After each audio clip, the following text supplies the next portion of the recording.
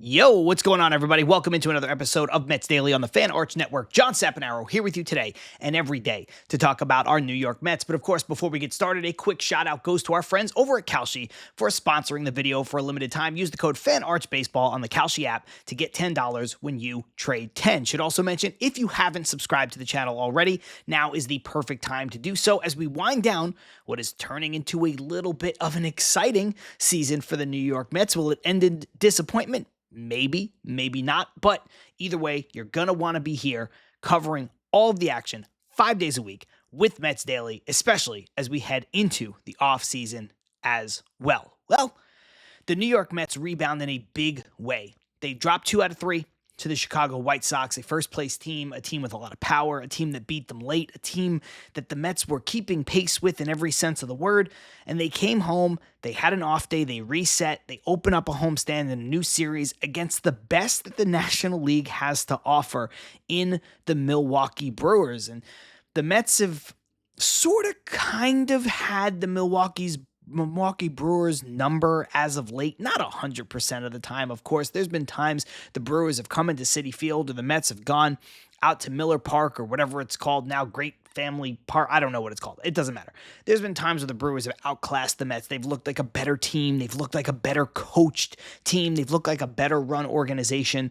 But in some big moments, most notably the playoffs a couple years ago, the Mets have taken this team to task, and they didn't exactly do that here last night. But what the Mets did was play another not perfect but fairly clean game where the Mets were able to keep pace with a team that should be better than them, a team that has the best record in the National League, a team that is trying for the second year in a row to have that number 1 seed over the vaunted Dodgers. And so when you can beat the Milwaukee Brewers, I don't care if you beat them by 1, I don't care if you beat them in extras, I don't care if you beat them on a boat with a goat, I don't care what you do.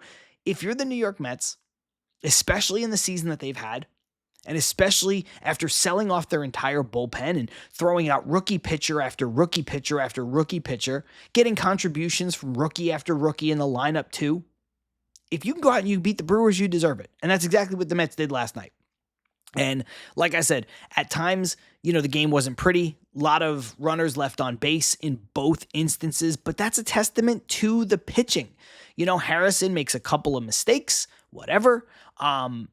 Zach Thornton almost gets out of this game completely unscathed, falls a little bit short of that, but the bullpen does their job. Nate Lavender looks electric again in 2 innings. He gives up no hits, and he strikes out a guy, and his ERA is basically non-existent at this point.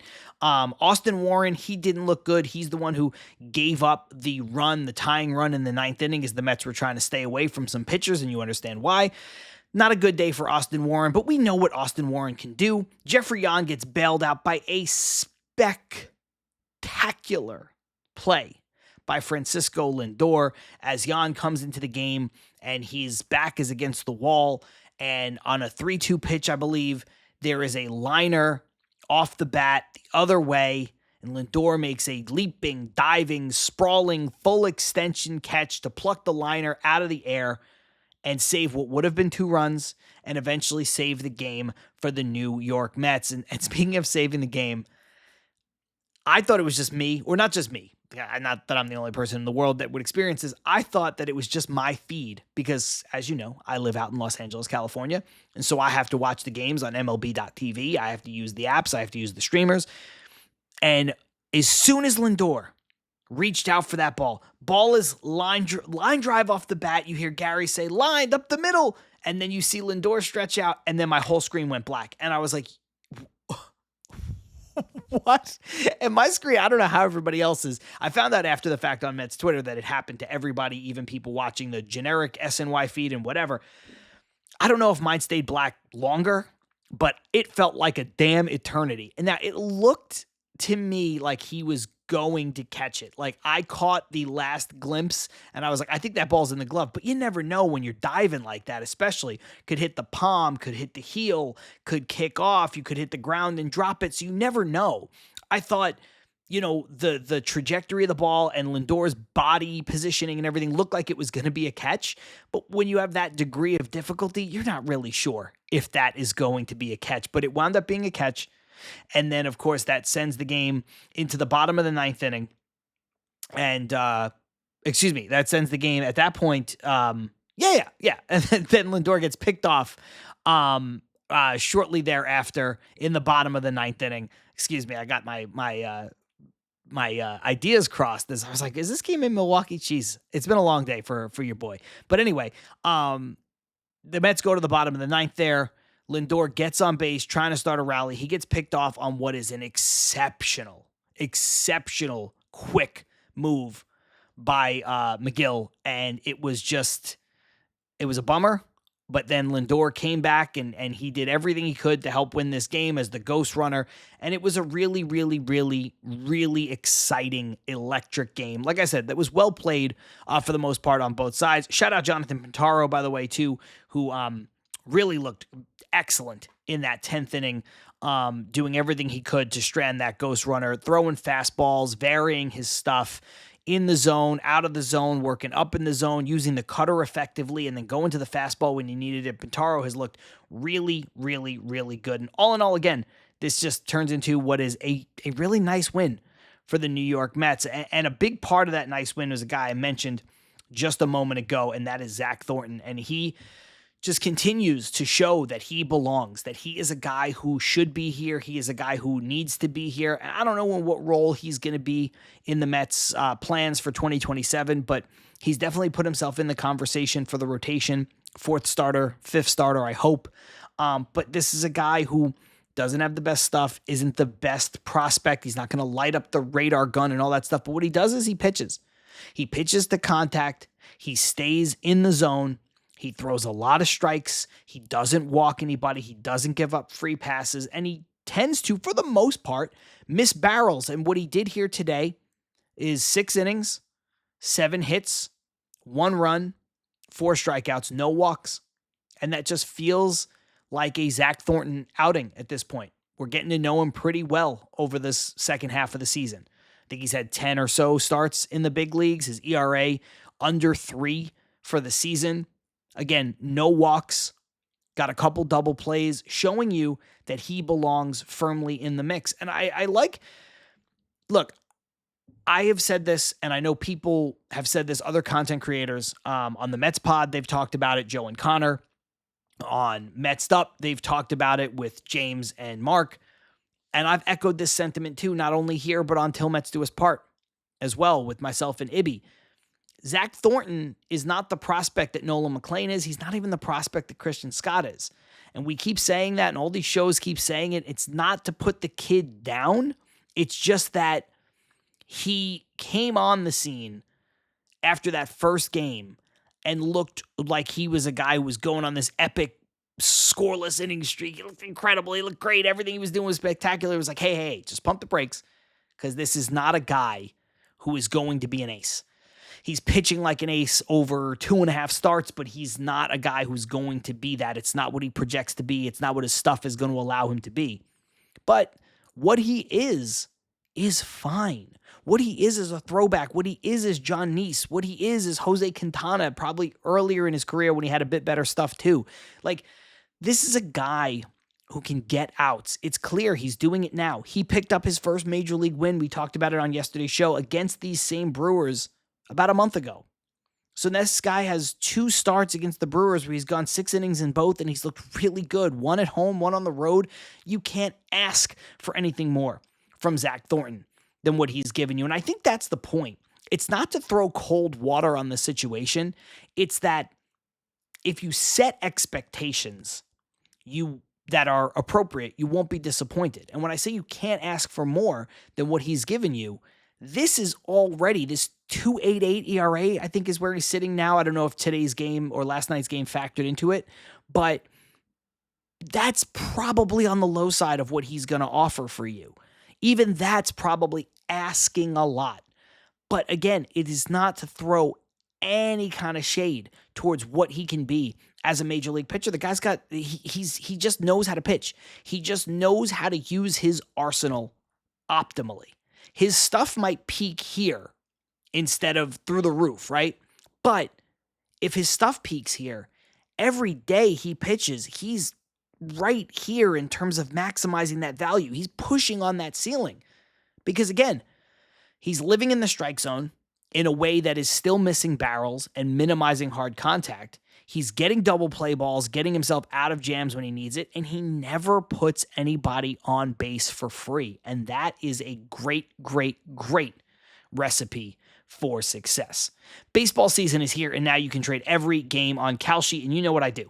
Sit down to record this show, but before I do that, I head on over to the Kalshi app and I see if you can find some good value, some interesting value, some fun money to throw around, usually as it relates to our New York Mets. And I'm going to keep going back to the well on this one. I'm not going to do it every day because I think that'd become tedious for you to listen to and tedious for me to talk about, but I'm going to keep checking in on this because I think it's an important topic and people need to start paying attention to the National League Rookie of the Year, because for a long time it was J.J. Weatherholt running away with it as far as the odds were concerned. You look on Kalshi now and you see Weatherholt sitting at 43%. He's down about 15% from where he was. Sal Stewart bumped all the way up to 42%.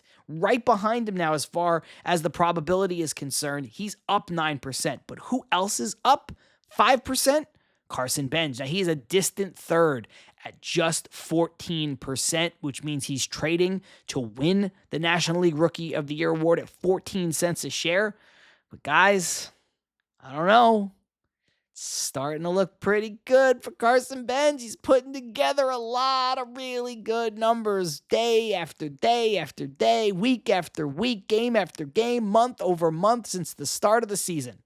Now $100 will get you $673.